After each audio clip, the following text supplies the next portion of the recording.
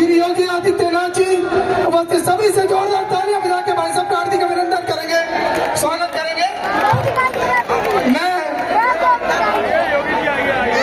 निवेदन करूंगा हमारे मंगोलपुरी विधानसभा के प्रत्याशी श्री राजकुमार चौहान जी एवं हमारे जिले के जिलाध्यक्ष बलराम सिंह शरण जी से वो हमारे माननीय मुख्यमंत्री जी को अंग वस्त्र और गदा देकर उनका हार्दिक अभिनंदन करेंगे, स्वागत करेंगे। और आप सभी से निवेदन, जिसके लिए आप लोग सवेरे 10-11 बजे से बैठे और जोरदार तालियां बजा के इस पल को सुंदर जोरदार तालियां बजा के भारत माता की वंदे वंदे वंदे योगी योगी योगी योगी योगी योगी नीचे उतरो। बोलो श्री योगी आदित्यनाथ जिंदाबाद, योगी आदित्यनाथ जिंदाबाद, भारतीय जनता पार्टी जिंदाबाद, भारतीय जनता पार्टी जिंदाबाद। जिनका हमें बेसब्री से इंतजार था, मंगोलपुरी की इस विशाल जनसभा में उत्तर प्रदेश के माननीय मुख्यमंत्री श्री योगी आदित्यनाथ जी का एक बार जोरदार तालियों से स्वागत अभिनंदन करेंगे। जोरदार तालियां पीछे तक होनी चाहिए। अब मैं निवेदन करूंगा, मंच पे आमंत्रित करता हूं यहाँ से आपके लोक लाडले लोक चहेते पूर्व में कई बार विधायक, दिल्ली में मंत्री श्रीमान राजकुमार चौहान जी जो आपके प्रत्याशी है, उनसे आमंत्रित करता हूं, उनको आमंत्रित करता हूं कि वो आए और हमारे बीच में उत्तर प्रदेश से माननीय मुख्यमंत्री जिनका हमें सुबह से बेसब्री से इंतजार था, वो आ गए हैं। उनके सम्मान में और मंगोलपुरी की जनता के सम्मान में अपनी बात रखें। श्रीमान राजकुमार चौहान जी।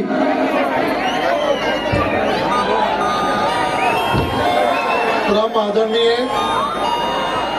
हमारे हिंदुओं के और भारत के हृदय सम्राट श्रीमान आदित्य योगी जी, हमारे यहाँ से जिला अध्यक्ष भाई सिया राम जी और मंच पे जितने भी हमारे नेतागण बैठे हैं, और भाई और बहनों, आपसे एक बात मैं कहना चाहता हूँ, वो काशी विश्वनाथ किसने बनाई? मैं मोदी जी का सहयोग दिया नहीं दिया? मैं आपसे पूछना चाहता हूं, श्री राम का मंदिर किसने बनाया? योगी जी ने सहयोग किया, उन्होंने बनवाया। मैं आज आप भाई और बहनों के बीच में यह भी कहना चाहता हूं कि योगी जी ने कुंभ मेला प्रयाग में सजाया हुआ है, 40-45 करोड़ जनता के लिए गंगा स्नान करने की व्यवस्था, एक शहर वहां बसाया है। ये एक योगी ही कर सकता है, किसी आम आदमी का इतना साहस नहीं हो सकता। तो भाई और बहनों, ये तो हमारा इस मंगोलपुरी की धरती का, आपका, मेरा सौभाग्य है कि वो हमारे इस मंगोलपुरी विधानसभा में आए। तो मैं उनका आपकी तरफ से और अपनी तरफ से बहुत बहुत सम्मान और स्वागत करता हूं। बहुत बहुत आपका स्वागत। भाई और बहनों, भाई और बहनों, 2 मिनट सिर्फ आपके और मुख्यमंत्री जी के बीच में ये कहना चाहता हूं कि मैं अपने बच्चों को ये कहा हुआ है, चाहे मैं मर जाऊं, इस मंगोलपुरी का एहसान नहीं भूलना, ये मैंने इन लोगों को कहा हुआ है। तो भाई और बहनों, ज्यादा देर मैं नहीं रुकना चाहूंगा, क्योंकि आप आदरणीय मुख्यमंत्री को सुनना चाहते हैं। जय जय श्री राम, जय जय श्री राम, जय जय श्री राम। नमस्कार। जय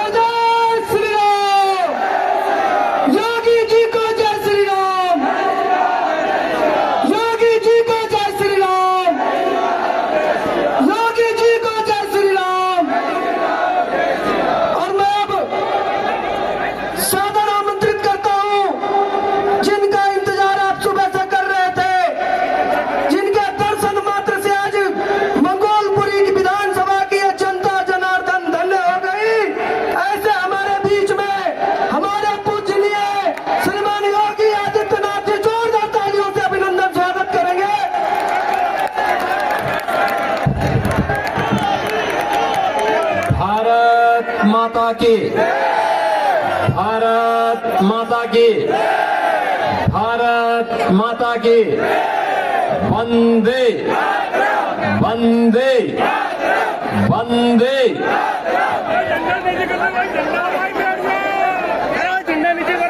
जनता पार्टी के जिला के अध्यक्ष श्री राम सिया शरण जी, दिल्ली सरकार के पूर्व मंत्री, लोकप्रिय नेता श्री राजकुमार चौहान जी, जिला प्रभारी डॉक्टर योगेश आत्रेय जी, पूर्व केंद्रीय मंत्री श्री भानु प्रताप वर्मा जी,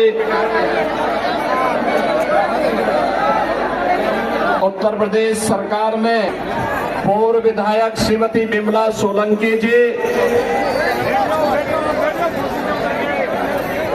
स्थानीय पार्षदगण, भारी संख्या में मंगोलपरी विधानसभा क्षेत्र के प्रत्याशी श्री राजकुमार चौहान जी को अपना आशीर्वाद प्रदान करने के लिए उपस्थित मंगोलपुरी के सभी बहनों और भाइयों, आज मुझे इस क्षेत्र में आकर के आप सबका दर्शन करके आनंद की अनुभूति हो रही है।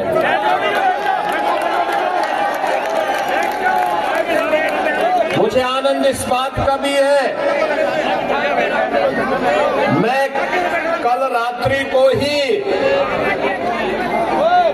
प्रयागराज महाकुंभ की भूमि से वापस आकर के आज प्रातः काल ही मैं आपकी यहाँ सभा के लिए प्रस्थान किया हूँ और अब आपके पास पहुंचा हूँ। इस सदी का सबसे बड़ा महाकुंभ प्रयागराज में गंगा, यमुना और मां सरस्वती की पावन त्रिवेणी में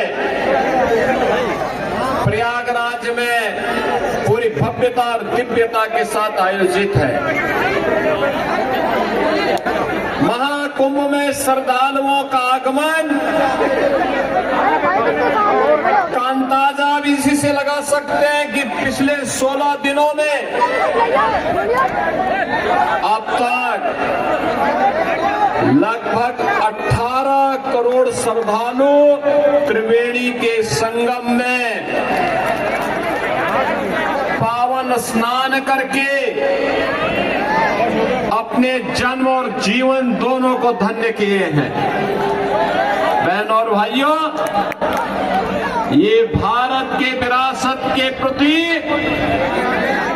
भारत की जनता जनार्दन की अगाध आस्था का प्रमाण है। एक नए भारत का दर्शन हो रहा है और नए भारत का दर्शन हम सबको कराया है इस देश के यशस्वी प्रधानमंत्री श्री नरेंद्र मोदी जी ने। आप मुझे बताइए, कितना बड़ा आयोजन उत्तर प्रदेश के प्रयागराज जनपद में हो रहा है और सफलतम आयोजन इसलिए हो पा रहा है क्योंकि उत्तर प्रदेश में भी भाजपा की सरकार और केंद्र में भी मोदी जी के नेतृत्व में भारतीय जनता पार्टी की सरकार, ये डबल इंजन की सरकार जब मिलती है तो कोई भी कार्यक्रम पूरी भव्यता के साथ, पूरी दिव्यता के साथ आगे बढ़ता है और प्रयागराज में वही दर्शन हम सबको हो रहा है। बहनों और भाइयों, 2025 का जनवरी माह भव्य और दिव्य महाकुंभ के लिए और 2024 का जनवरी माह एक भव्य और नव्य अयोध्या के लिए जानी जाती है। याद करिए, अयोध्या में 500 वर्षों तक इंतजार करना पड़ा, लेकिन जब उत्तर प्रदेश में डबल इंजन की भाजपा की सरकार आई तो अयोध्या में 500 वर्षों का बैरियर समाप्त हुआ। भगवान श्री राम के भव्य मंदिर का मार्ग प्रशस्त हुआ और अंततः 22 जनवरी 2024 को प्रधानमंत्री मोदी जी के नेतृत्व में उनके कर कमलों से अयोध्या में रामलला की मूर्ति की प्राण प्रतिष्ठा का कार्यक्रम संपन्न हुआ। बहनों और भाइयों, ये नया भारत है।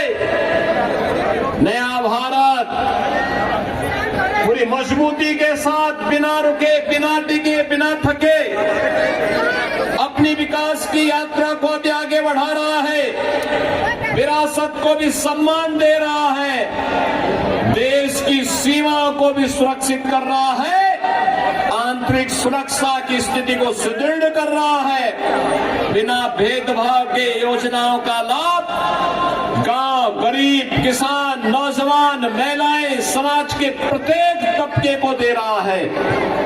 ये नए भारत पर हम सब भारतवासियों को गौरव की अनुभूति होती है कि हमारा देश भी दुनिया में विकसित भारत बनने की ओर अग्रसर हो रहा है।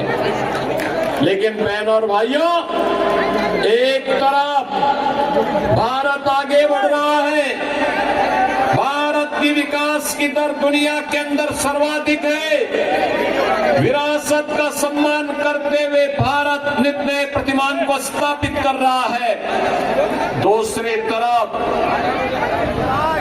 दूसरी ओर दिल्ली के अंदर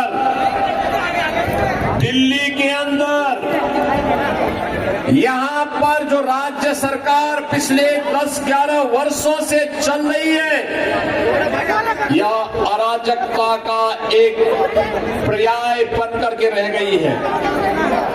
बहनों और भाइयों, देश के अंदर आजाद भारत की पहली ये राज्य सरकार है और पहली पार्टी है जिस सरकार पर और जिस पार्टी पर भ्रष्टाचार का मुकदमा दर्ज हो रखा है। न केवल इनके नेता बल्कि आम आदमी पार्टी स्वयं भी आज के दिन पर भ्रष्टाचार की अपराधी बनकर के कटघरे में खड़ी हुई है। किस नैतिकता से जनता जनार्दन के पास जाकर के वोट मांग रहे हैं। बहनों और भाइयों, याद करिए 2013 में जब श्री अन्ना हजारे जी के नेतृत्व में दिल्ली के अंदर जन लोकपाल के लिए लंबा आंदोलन चल रहा था, जन लोकपाल, लेकिन दिल्ली के अंदर आम आदमी पार्टी की सरकार बनी। जन लोकपाल के मुद्दे को इन्होंने एक तरफ फेंक दिया। सिटीजन चार्टर की बात कही थी जिसमें जनता के प्रति जवाबदेही के लोग बात करते थे, लेकिन जनता के प्रति इनकी जवाबदेही क्या है। दिल्ली के अंदर अभी मैं आ रहा था, जब मुझे मंगोलपुरी की सभा में भाग लेने के लिए आना था, गाजियाबाद से मैं बाई रोड आपके पास आया हूं। सड़कें कितनी खराब है अंदाजा लगाना स्वयं कठिन है। आप स्वयं इसका अंदाजा लगा सकते हैं क्योंकि रोज भुक्तभोगी होते हैं, रोज गिरते हैं, रोज ठोकरें खाते हैं। अंदाजा लगा सकते हैं क्या ये दिल्ली के अंदर की सड़कें होनी चाहिए थी क्या? सीवर सड़कों पे बह रहा है। पेयजल के लिए आपको टैंकर का सहारा लेना पड़ता है और टैंकर भी प्रतिदिन नहीं आता है, कहीं सप्ताह में 1 दिन आता है, कहीं 2 दिन आता है। जब मैं गाजियाबाद से दिल्ली की ओर आ रहा था तो बहनों और भाइयों, यमुना जी जो कभी भारत की पौराणिक नदी के रूप में हम सबकी आस्था की प्रतीक थी, हम लोग तो 2 ही नारा लगाते थे, हर हर गंगे हर हर यमुने के नारे लगाते थे, वहां से बदबू आ रही थी, सीवर जैसी बदबू आ रही थी इस पावन यमुना नदी से। दिल्ली के अंदर आम आदमी पार्टी की सरकार के पाप का भुक्तभोगी, आम आदमी पार्टी सरकार के पाप की भुक्तभोगी हमारे मथुरा, वृंदावन, आगरा वासियों को भी और वहां आने वाले श्रद्धालुओं को भी होना पड़ रहा है। पावन वृंदावन और मथुरा भगवान श्री कृष्ण से जुड़ी हुई पावन नगरी है, लेकिन आम आदमी पार्टी ने जो नारकीय स्थिति दिल्ली के अंदर पिछले 10 वर्षों के अंदर बनाया है, आज उसका भुक्तभोगी हम सबको होना पड़ रहा है। और इसीलिए आज मैं आपसे कहने के लिए आया हूं, इस नरक से उभरने का एक ही रास्ता है, और वह रास्ता जाता है डबल इंजन की भारतीय जनता पार्टी के मोदी जी के नेतृत्व में केंद्र की सरकार की तर्ज पर दिल्ली के अंदर भी भारतीय जनता पार्टी की सरकार बने। इसके लिए मैं भी मंगोलपुरी वासियों से अपील करने के लिए आया हूं। ये अपील इसलिए, बहनों और भाइयों, कहने के लिए आप दिल्ली के अंदर रह रहे हैं, लेकिन बुनियादी सुविधाओं से आम आदमी पार्टी ने आपको वंचित करके रखा हुआ है। आम आदमी पार्टी की सरकार ने आपको वंचित करके रखा हुआ है। न बिजली सही मिलती है, न शुद्ध पेयजल की व्यवस्था है, न सीवर की व्यवस्था है, न अच्छे स्वास्थ्य केंद्र की व्यवस्था है, न अच्छे शिक्षा के केंद्रों की व्यवस्था है, और नहीं कोई रोजगार की सही व्यवस्था ही आम आदमी पार्टी दे पाई है। इसलिए तो बंदर बांट करके रखा हुआ है, हर एक कार्य में डकैती पड़ती है। मैं एक उदाहरण आपको देना चाहता हूं, इसने यहाँ के नागरिकों के हकों पर डकैती डाली है। एक होता है श्रमिक कल्याण बोर्ड, और श्रमिक कल्याण बोर्ड के माध्यम से श्रमिकों को के द्वारा जो शेष दिया जाता है, उस बीओसी बोर्ड के माध्यम से उस पैसे को श्रमिकों के वेलफेयर के लिए खर्च किया जाता है। आम आदमी पार्टी ने यहाँ के व्यापारियों को, यहाँ के नागरिकों का जो शोषण किया ही, उन गरीब श्रमिकों का भी शोषण किया है। और मैं श्री अरविंद केजरीवाल जी से कहना चाहूंगा कि पिछली बार जब मैं आया था तब मैंने कहा था कि केजरीवाल जी, अरविंद केजरीवाल जी, मेरी बातों को अगर आप सुन रहे होंगे, थोड़ा गंभीरता से सोचिए।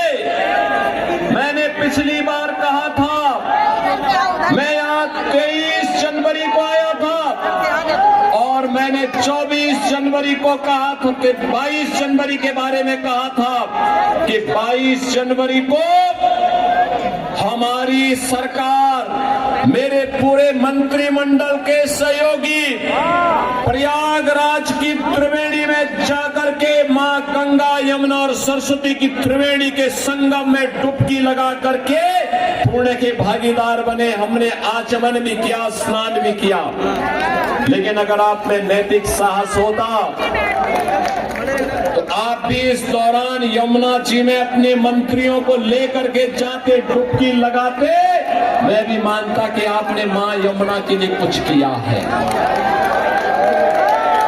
आप नहीं किए, आपने साहस नहीं किया वहां जा पाए। खैर, हम जबरदस्ती डुबकी लगाने के लिए किसी को बाध्य नहीं कर सकते, लेकिन एक बात जरूर है, श्रमिकों के हितों से जुड़ा हुआ महत्वपूर्ण मुद्दा है, श्रममेव जयते के इन मंत्रों पर हम विश्वास करते हैं। मैं आपसे पूछना चाहता हूं, आपके लोगों ने, आपकी पार्टी ने, आपके नेताओं बीओसी बोर्ड के श्रमिकों के सेस के पैसे का दुरुपयोग करके बंदर बांट किया है। और मैं कहना चाहूंगा जो सैकड़ों करोड़ का ये बंदर बांट हुआ है, अगर श्रमिकों के हितों में लगा होता तो यहां का श्रमिक और उसका परिवार बदहाल नहीं होता। मैं तो आपसे कहना चाहूंगा, एक बार आइए उत्तर प्रदेश में अटल आवासीय विद्यालयों को देखे। श्रमिकों के बच्चे भी देश के अंदर वर्ल्ड क्लास इंफ्रास्ट्रक्चर के आधुनिक शिक्षा के केंद्रों में अध्ययन कर सकते हैं। उनकी लॉजिंग फूडिंग की व्यवस्था उत्तम हो सकती है। आपको उत्तर प्रदेश में आकर के मॉडल देखना चाहिए।